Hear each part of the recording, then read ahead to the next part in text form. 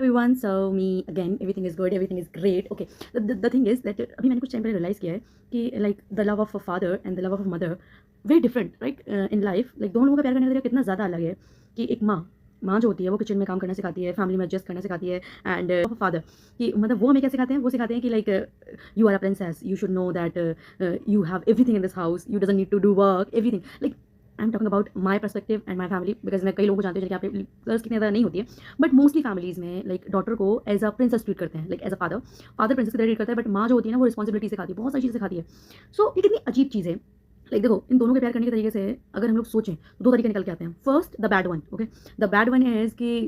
पिता इसलिए ज़्यादा प्यार कर रहा है कि हमारी बेटी को शादी के बाद ऐसा ससुराल मिलेगा जहाँ पे उसको ये समझ नहीं आएगा लेकिन उसको ये सारा प्यार नहीं मिलेगा उसको ऐसा प्रिंसेस ट्रीटमेंट नहीं मिलेगा she will live like my wife how is she living at my house my daughter will live like this so उसके लिए पेरेंट्स मतलब पिता अपनी बेटी को बहुत सारा प्यार देना चाहता है ताकि वो उस टाइम पे खुश रह सके ठीक है एंड एक माँ इसलिए तो सब कुछ सिखाती है कि लाइक बेटी को खाना बनाना सिखा रही है अपने मतलब छोटे बच्चे के लिए लाइक जो उसके छोटे सिबलिंग्स हैं उनके लिए एज रिस्पॉन्सिबिलिटी सिखा रही है माँ ताकि हमारे बच्चे को ये सारी चीज़ें शादी के बाद एडजस्ट करने में प्रॉब्लम ना हो okay the love of a mother so if this is the point like the first point it is अगर ऐसा फर्स्ट पॉइंट है तो फिर मुझे लगता है कि लाइक सोसाइटी कितनी ज़्यादा डिफरेंट है एंड जो हमारे माँ बाप हमसे प्यार करते हैं वो कितना ज़्यादा हमारे पेरेंट्स बचपन से भी मैनिपुलेट कर रहे हैं इन चीज़ों के लिए लाइक या एंड मोस्टली फैमिलीज में इसीलिए होता होगा तो मतलब अगर ऐसा है तो कितना मैनिपुलेशन हो रहा है बचपन से बच्चे के साथ कि अगर शादी के बाद उसको अच्छा परिवार नहीं मिलता है फिर भी मेरी बेटी एडजस्ट कर सकती है because her mother teacher different values okay अगर ये चीज़ है तो ये तो हमारे माइंड के साथ बचपन से ही लाइक मिक्स मैच कर रहे हैं ये हमारे सबकॉन्शियस माइंड को ट्रीट कर रहे हैं कि like daughter should know that she need to make sacrifice everything like that ये कितना बुरा चीज़ है लाइक एक लड़की के माइंड सेट के साथ इस जनरेशन में लाइक लड़की अपनी वर्थ को ना समझ सके बिकॉज अगर वो इस तरीके के माहौल में पल बढ़ रही है और यही सब सोच रही है लाइक अगर उनके पेरेंट्स का ये मानना है तो लाइक उन्हें अपनी बेटी को पढ़ाने की जरूरत नहीं है इन माई ओपिनियन नहीं पढ़ाना चाहिए बिकॉज अगर आपको लगता है कि आपकी बेटी की पूरी लाइफ जो है वो इस चीज़ पर डिपेंड करती है तो सवाल कैसा होगा वो लोग उसे कैसे ट्रीट करेंगे and she doesn't need to take a stand for her self because her mother didn't take for her but the second point is कि शायद इसलिए सिखाते हैं कि लाइक माँ इसलिए इतना प्यार करती है माँ अपना किचन में से so that the daughter no that she have a skill okay and एक होता है ना कि अगर किसी काम को हम करते हैं तो हमें ये पता होता है कि ये काम तो बिल्कुल नहीं करना है बिकॉज इट सक्स ओके सक्स का मतलब ये है कि मैंने अपनी माँ को सेक्रीफाइस करते देखा है बचपन से मैंने देखा है मेरी माँ की जो लाइफ है ना like she said that she have a good husband I know she said that तो उसका क्या है मेरी माँ कहती है कभी भी मेरी लाइफ मत जीना ओके मेरी जैसी लाइफ बिल्कुल मत जियो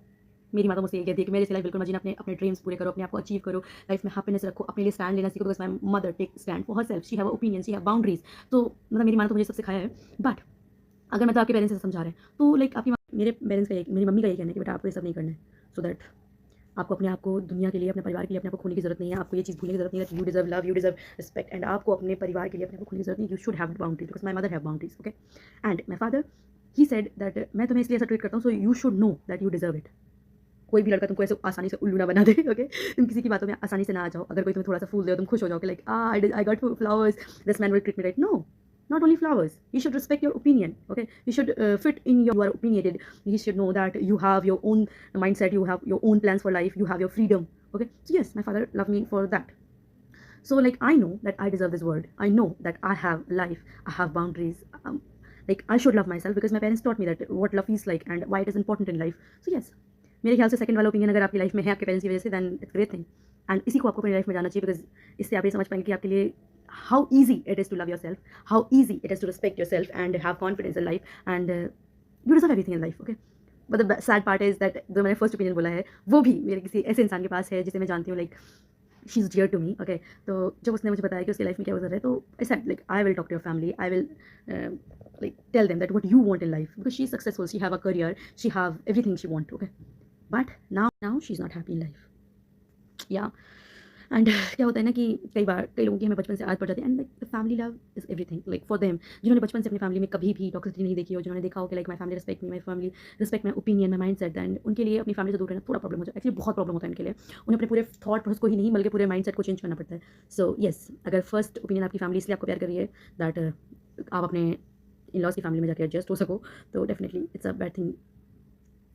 ये आपके मतलब मैनिपुलेशन है आपके माइंड के साथ so definitely you should get rid of that मुझे पता है इसमें थोड़ा टाइम लगेगा ऐसे थोड़ा नहीं बहुत टाइम लगेगा आपको बट अगर आप आज स्टार्ट करते हो या कल स्टार्ट करते हो तो डेफिनेटली अगर आप स्टार्ट करोगे चीज़ें चेंज करना बिकॉज आपको पता होना चाहिए कि लाइक आप लाइफ में क्या डिजर्व करते हो okay this life is yours okay आप किसी भी एज में हो मैं कहती हूँ okay suppose you are on 40 और 45 फिर भी अभी भी आपकी लाइफ में अगर आपकी लाइफ में एक दिन भी एक्स्ट्रा है कल भी आपके लिए जीने के लिए है सो डेफिनेटली आज जानो ना आज का दिन आप वो जियो जिसमें आप अपने लिए जी सको अपनी हैप्पीनेस के लिए काम कर सको बिकॉज योर लाइफ मैटर्स आप किसी और के लिए सेक्रीफाइस करने के लिए पैदा नहीं हुए हो आप अपनी लाइफ जीने के लिए पैदा हुए हो बिकॉज गॉड ने आपको लाइफ दी है आपके लिए जो आपको पसंद है वो करने के लिए एंड वही कीजिए जो आपको पसंद है। आई नो कि कई लोग मानेंगे कि क्या मतलब मैं दूसरों के साथ गलत कर दूँ, नहीं बिल्कुल भी नहीं। But if you know sacrifice definitely you never did something that hurts others, okay. मैं ऐसी ही लड़कियों से मिली हूँ जिन्होंने लाइफ में सबके लिए सब कुछ सोचा है, अब वो खुश, लाइक उन्हें ऐसा लगता है कि लाइफ में सेक्रीफाइस करना उनके लिए एक हैबिट जैसा है, ओके। इट्स नॉट अ मतलब उनके लिए ऐसा नहीं है कि उन्होंने कुछ बहुत बड़ा किया है या मतलब कुछ चेंजेस किए हैं अपनी लाइफ में। डेफिनेटली उन्हें नहीं लगता, बिकॉज उन्हें कभी भी ये फील ही नहीं हुआ कि like making sacrifice for others it's like it's become a part of their life, okay. उन्हें लगता ही नहीं, अगर वो अपने लिए कुछ करते तो दे फील लाइक सेल्फिशनेस, इन्हें लगता है कि वो सेल्फिश हो रहे हैं, दूसरों के लिए काम नहीं कर रहे हैं, so it will be like waste of their life. But ऐसा नहीं है, you are wasting your life if you are not living for yourself. Live for yourself. Be happy because it's your life. Because you are a human too. You need love. So start loving yourself. Okay? Bye.